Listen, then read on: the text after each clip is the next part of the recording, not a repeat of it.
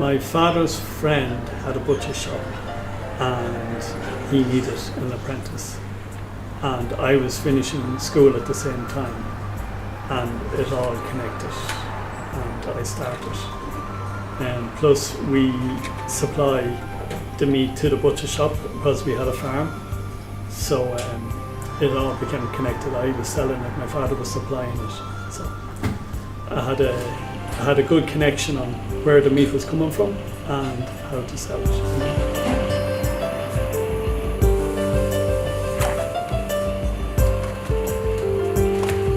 I believe that meat is an essential part of everybody's life for thousands of years, not just this year or last year. It's been going on forever.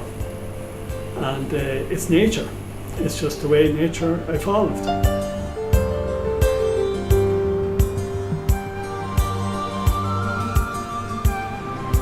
When I took up this job, I took a big interest in nutrition and what people eat. And I've soon found out there that if I watch my 80 to 100-year-old customers and what works for them, I'd be on a good team. I tend to eat something similar to them and I haven't missed a day in 40 years.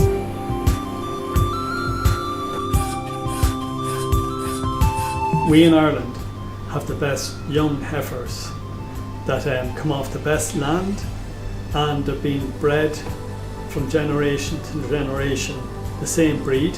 We have a class animal, a class steak, and it's just the whole background there has been going on for generation, and that's what we have. We have a really good product here in Ireland, and it's the green grass, it's the rain.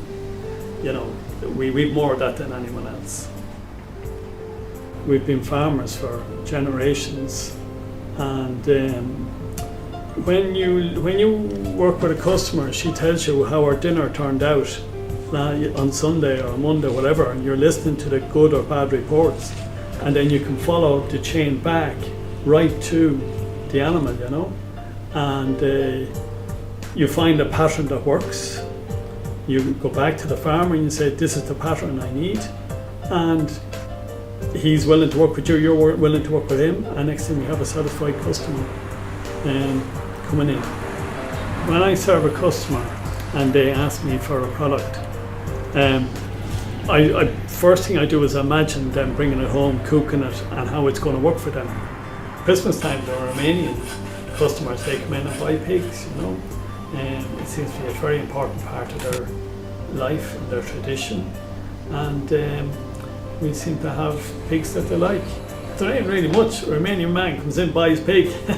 You know, that's just all there is to it. Steak in this country, because we have lovely green grass, and the cattle here have been bred in such a fashion for the last 100 years or so that we know what we want. We've got taste, we've got flavour, and this is what the people keep coming back for, you know. So steak is the big seller.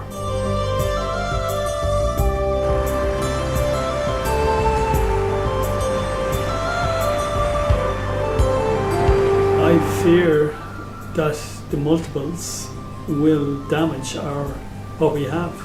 To them it's just money, you know.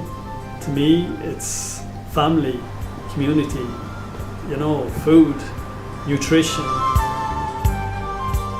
I don't like watching cooking programs because from my view they don't understand the meat. They don't understand what they're cooking. You know, they know sauces and spices and different methods of cooking and things like that, but they don't understand the product in their hand, you know. They don't know where it came from, they don't know what age it is, they don't know what taste it is, they don't know what breed it is, they don't know how it should be cooked. Each piece has to be cooked differently. You just cannot cook two pieces of meat the same. Lots of people like cooking barbecues. Lots of people like crispy steak. Lots of people like their steak a little bit dry and burnt on the outside.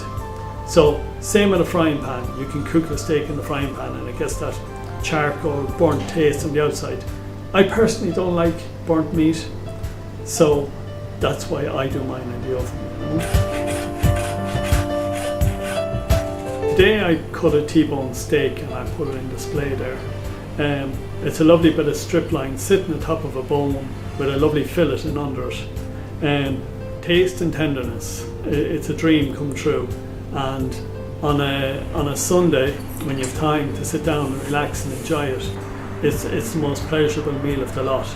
Very hard to eat on the run. You need to sit down and enjoy it.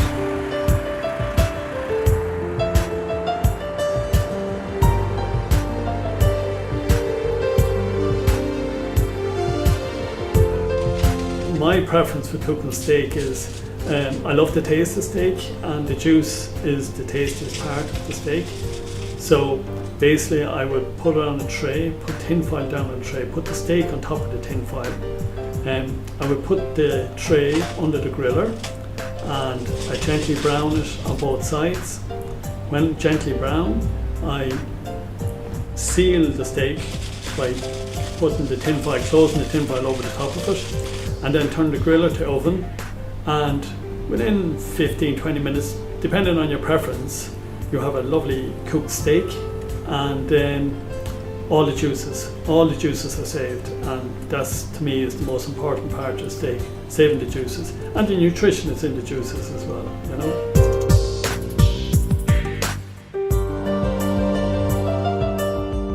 Maybe someone in China might find this interesting.